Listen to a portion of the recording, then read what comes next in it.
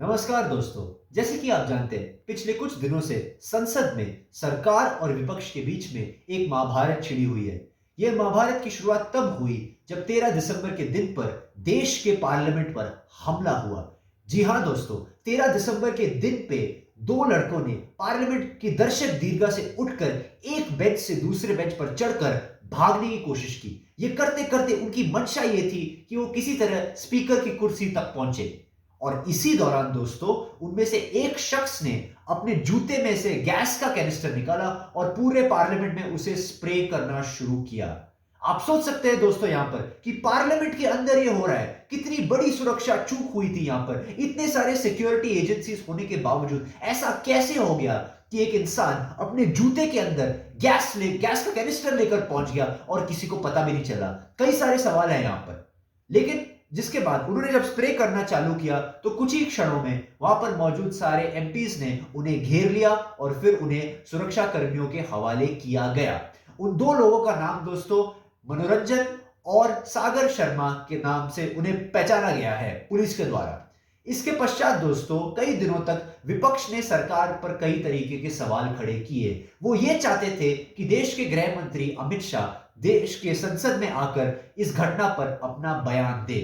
किंतु दोस्तों पिछले कुछ दिनों से ये वार्तालाप ये चल रही है कि सरकार के मंत्रियों का ये कहना है कि विपक्ष के कई सारे सांसद थे जो सांसद को चलने देना ही नहीं चाहते थे। वे एक मंशा के साथ आए थे कि उन्हें किसी तरीके से पार्लियामेंट का जो सेशन है उसको भंग करना है और केवल प्लेकार्ड लेकर उन्हें शोर मचाकर पार्लियामेंट का समय बर्बाद करना है। यही कारण बताया जाता है कि सरकार ने विपक्ष के करीब 146 कुल मिलाकर 146 सांसदों को बर्खास्त किया। अगर हम लोकसभा और राज्यसभा मिलाकर देखें तो यह दिखाता है दोस्तों कि सरकार और विपक्ष के बीच में किस हद तक तनाव बढ़ चुका है। और यह हम सबको सोचना होगा कि क्या यह हमारी पार्लियामेंट्री डेमोक्रेसी के लिए उचित है कि नहीं। मेरी राय में दोस्तों जो हुआ पार्लियामेंट में वो राष्ट्रीय सुरक्षा के साथ एक खिलवाड़ करने का मामला था। इसमें कोई दो राय नहीं है और इसी कारण देश के गृह मंत्री को अवश्य पार्लियामेंट में आकर इस पर अपना बयान देना चाहिए मेरी राय में। इसके अलावा जिस बीजेपी एमपी ने यानी कि जिनका नाम प्रताप सिन्हा है, जिन्होंने उन दोनों व्यक्तियों को पार्लियामेंट के अंदर आने दिया, उन पर भी कई तरीके के सवाल यहां पर खड़े होते हैं, जिसके कारण मुझे लगता है कि उन्हें नैतिक आधार पर इस्तीफा दे देना चाहिए अपने पद से। इसके अलावा दोस्तों मुझे लगता है जहां तक विपक्ष की बात है, अगर कुछ सांसद थे भी जो संसद को नहीं चलने देना चाह रहे थे और जो भंग करने का प्रयास करते, उन्हें अवश्य सस्पेंड किया जा सकता था रूल्स के हिसाब से।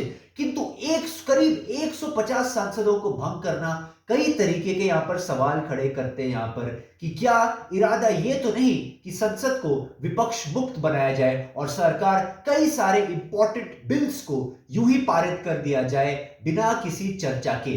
जैसे कि आप जानते हैं पिछले कुछ दिनों से सरकार ने कई सारे बिल्स दोनों लोकसभा और राज्यसभा में पास कर दिए, चाहे वो 3 आपराधिक कानून हो या इलेक्शन कमीशन का बिल भी, बिना विपक्ष की मौजूदगी में। अब देश के मन में सिर्फ कुछ ही सवाल है दोस्तों। एक तो सवाल यह है कि आखिर उस घटना का की जवाबदेही और जिम्मेदारी कौन लेगा, किसके सर पर मानी जाएगी ये जिम्मेदारी। और इसके अलावा सवाल यहां पर यह भी है कि यह देश नहीं भूला है कि 13 दिसंबर 2001 को इसी पार्लियामेंट पर पाकिस्तान के आतंकवादियों द्वारा हमला किया गया था। तो अगर उस वक्त और आज देखा जाए कि पार्लियामेंट के ही सुरक्षा पर फिर से सवाल या निशान है, तो आखिर आम जनता अपनी सुरक्षा के बारे में क्या सोच सकती है। धन्यवाद।